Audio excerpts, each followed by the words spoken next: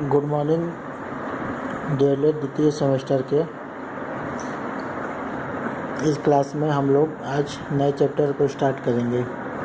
अवर्गीकृत आंकड़ों का बारंबारता बटन एवं आयत चित्र।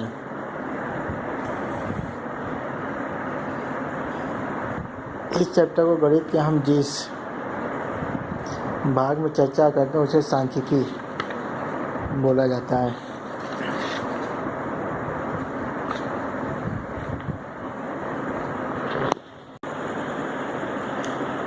संख्यात्मक आंकड़ों की सहायता से विधि पूर्वक किया गया विवेचन एक वैज्ञानिक प्रक्रिया है। विज्ञान की इस शाखा को सांख्यिकी कहते हैं। यह अपने आप में एक विषय है जिसके लिए गहन अध्ययन आवश्यक है।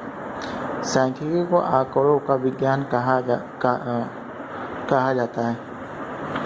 यह विज्ञान की वह शाखा है जिसका संबंध संख्यात्मक आंकड़ों से है। संख्यात्मक आंकड़ों के वैज्ञानिक अध्ययन को सांख्यिकी कहते हैं। इस प्रकार सांख्यिकी वह विज्ञान है जो किसी विषय को ठीक प्रकार से समझने हेतु संबंधित तथ्यों का आंकड़ों के रूप में वर्गीकरण एवं विश्लेषण कर इनका अध्ययन करता है। सांख्यिकी गणनाओं एवं माध्यों का विज्ञान है। सांख्यिकी को विभिन्न वैज्ञानिकों द्वारा परिभाषित किया गया है। केडाल के अनुसार सांख्यिकी वैज्ञानिक विधि की वह शाखा है जो प्राकृतिक घटनाओं की विशेषताओं को नापकर अथवा गिनकर प्राप्त की गई सामग्री से संबंधित है। लाविट के शब्दों में सांख्यिकी वह शास्त्र है जिसका संबंध तथ्यों के एकत्रीकरण, वर्गीकरण, सारणीकरण तथा संकलन से है, जिससे उनका स्पष्टीकरण तथा वर्णन किया जा सके। इसी प्रकार और भी विभिन्न वैज्ञानिकों द्वारा सांख्यिकी को परिभाषित किया गया है।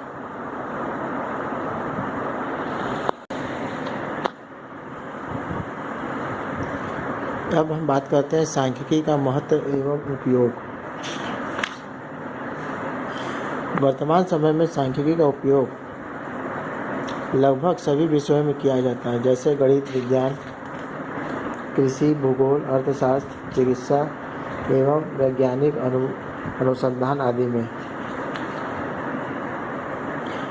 सांख्यिकी के द्वारा सर्वोत्तम एवं सही विवरण संभव है।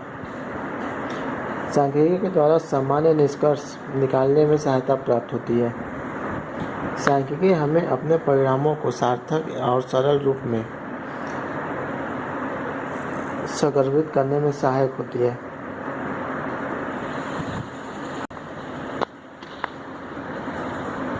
सांख्यिकी बिना आंकड़ों के आगे नहीं चल सकती है। इसलिए सांख्यिकी को समझने से पहले हमें आंकड़ों के ऊपर चर्चा करना होगा।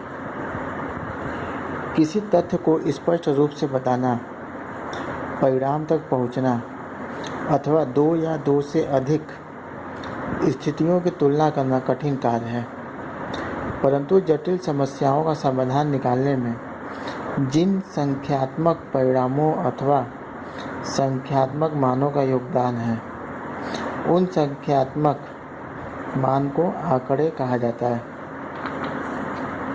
हमारे दैनिक जीवन में किसी तथ्य को आंकड़ों की सहायता से व्यक्त करना बहुत महत्व है।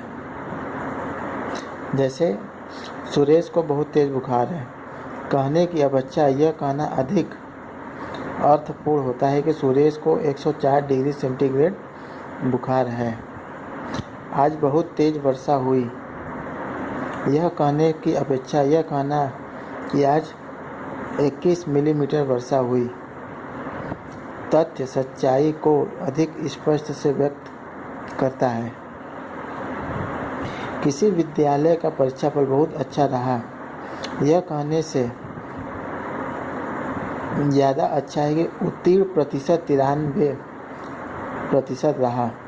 तो हमें दूसरे विद्यालयों से जिनका परीक्षाफल 94% या 97% रहा हो से तुलना करने में सुविधा रहती है।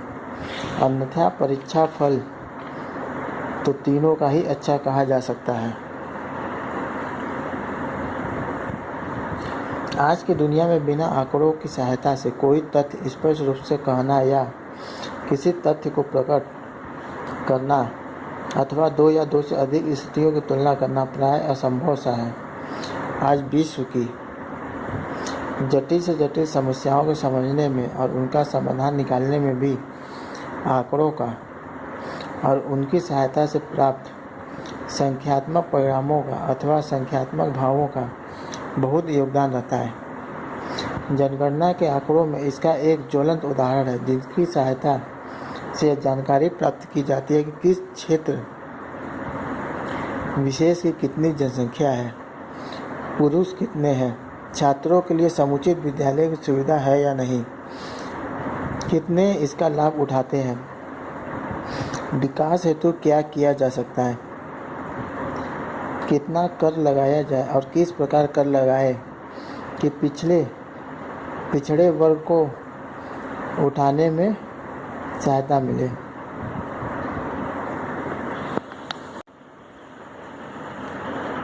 अब हम बात करते हैं आंकड़ों का संग्रह।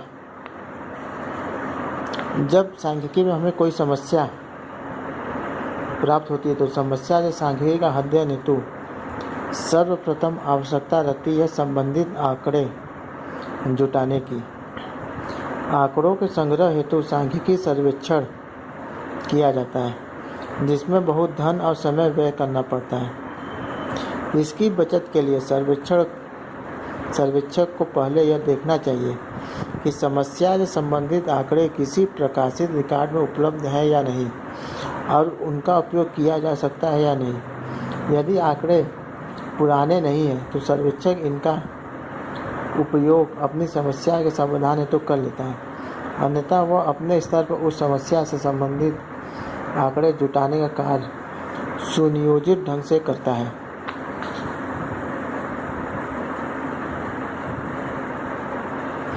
आंकड़ों के संग्रह में थोड़ी सी भी त्रुटि रह जाने से इनके द्वारा निकाले गए निष्कर्ष नहीं प्राप्त होंगे।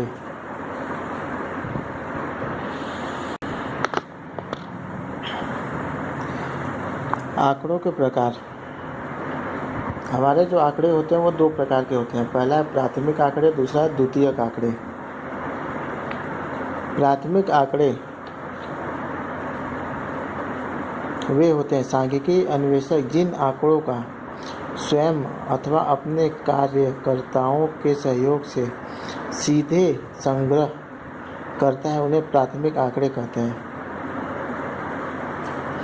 अगर कोई समस्या के लिए हम सीधे फील्ड में जाके आंकड़े इकट्ठा करते हैं तो उसे हम प्राथमिक आंकड़े कहते हैं। प्राथमिक आंकड़े हमारे इस प्रकार के होते हैं कि जिन पर अभी तक कोई भी सांख्यिकी टूल अपनाया नहीं गया हो।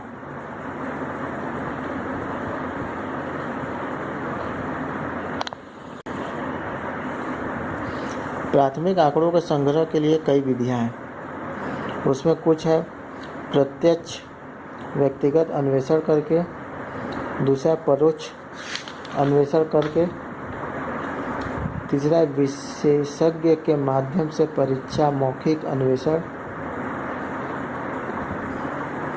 और एक लास्ट होता है जो ज़्यादा तौर पे हम यूज करते हैं अनुसूचियों और प्रश्नावलियों के माध्यम से।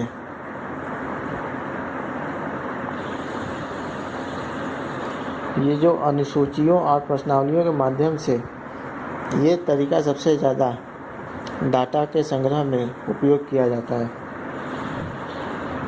आंकड़ों का हमारा जो दूसरा प्रकार है वह है द्वितीयक आंकड़े।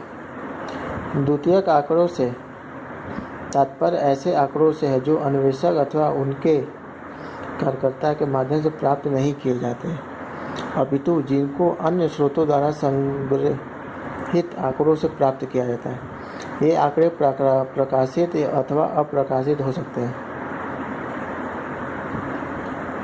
सेकेंडरी आंकड़े वो आंकड़े होते हैं जो पहले से ही संग्रहित करके पड़े हुए होते हैं और उनको हम अपनी समस्या के लिए उपयोग में लेते हैं।